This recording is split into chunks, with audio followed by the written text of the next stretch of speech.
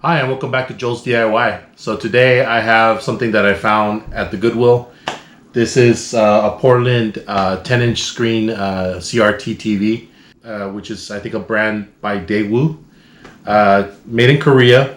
This is a 10-inch CRT.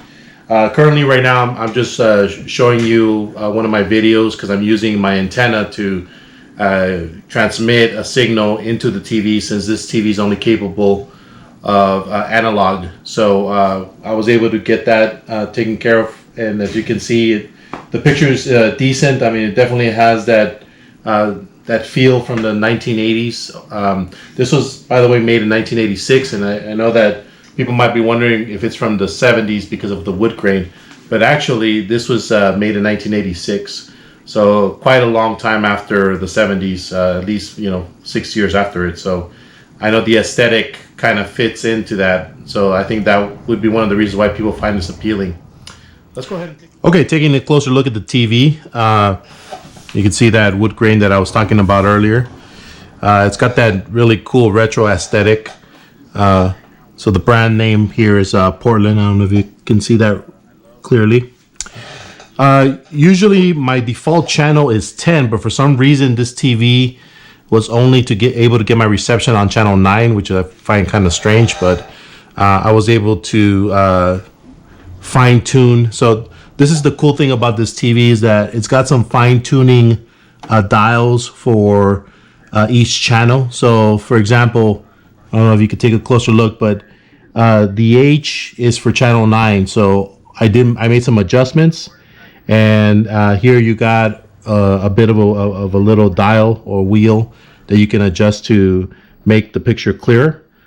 So for example, so channel 9 has 9 H, so I go over to 9 to H right there, and if I move this little dial around right here, going over to the TV clarity changes a bit, so you can see that kind of, so this is kind of nice that you can fine tune each channel just to get the best quality reception out of the antenna. So that's why I got pretty decent reception right there. I'm not sure what this is for. I mean, it might be to switch between UHF and VHF. I'm not sure. But if I move it, we definitely get static. And now that I put it back in its place, I get the picture. So it's very interesting that a TV like this would have these fine-tuning keys for every channel that it's able to do. So that's kind of interesting. Okay, so this is a really nice side view of the TV. It's still a little dusty because I didn't get a chance to dust it off. I kind of just did a little bit of cleaning to the front. But if we turn it around, okay, you can see that the model is, the brand is Portland. And this is the DCB-415PR. And right here it's got the V-hold control that you can barely see there. It does have access to VHF and UHF. You can get one of those converters to hook up an analog connection.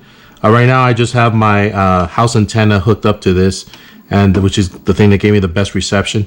And right here, if you can see right here, this is from 1986. So and made by Daewoo. So Daewoo's been making TVs for quite a while, although I only knew them usually for some cars and some a few TVs, but modern TVs. I never had any idea that they made these in the 80s, and made in Korea.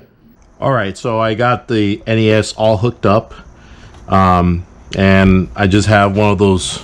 Let's see if I can show you real quick.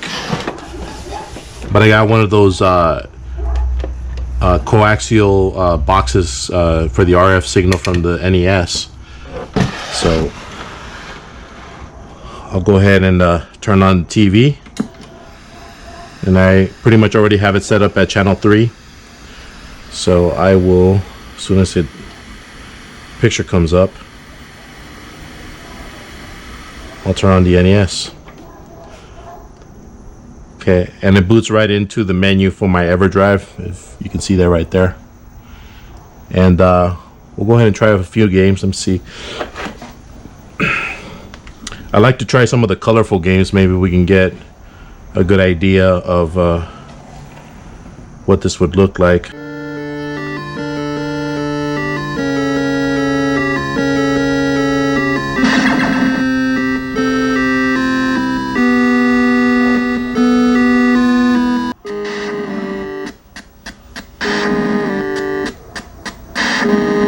Not bad for RF, I'll have to be honest.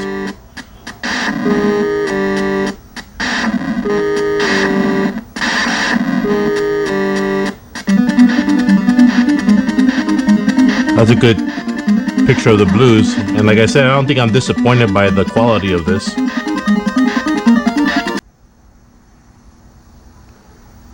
You can get a pretty good idea of the colors. And this is all through RF, which is pretty amazing. You got that classic view.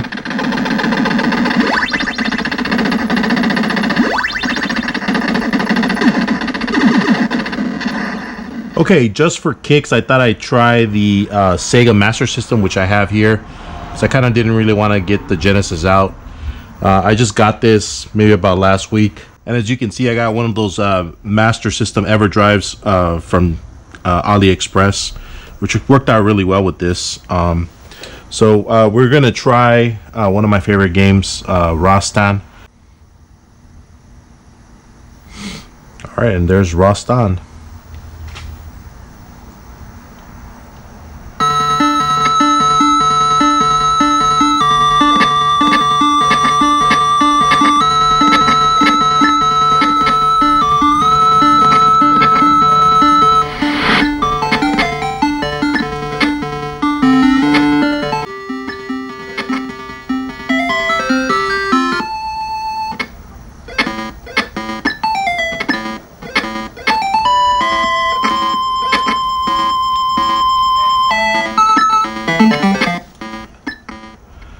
Okay, so since I actually have the light gun for the Sega, we're going to go ahead and try that out on this little CRT.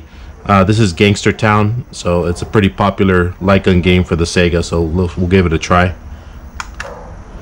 It looks like it works. Okay, I'll put...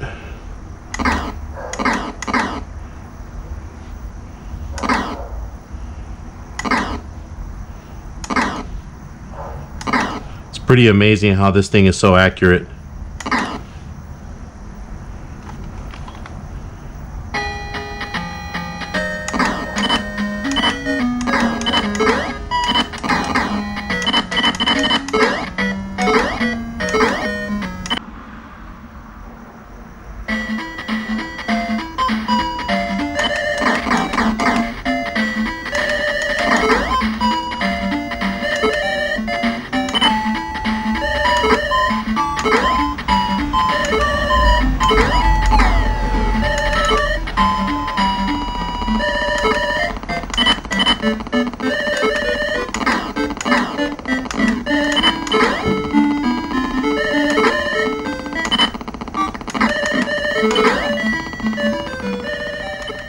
Okay, so here are my final thoughts. If you find one of these in the wild, I definitely recommend picking it up. I'm just kind of surprised how clear it looks with this RF signal. I mean, there's definitely a little bit of static, but I think it looks really true to what it would have looked like back in 1986. And I think it makes these consoles look great on that without having to buy any special equipment to bring out the RGB. I think the color palette here is much better on the Sega Master System, so you can see those colors, how vibrant they are. So not bad for this little old TV that I found in the wild. Thank you for watching today. I'm very grateful for all the new subscriptions. Take care and enjoy the rest of your day.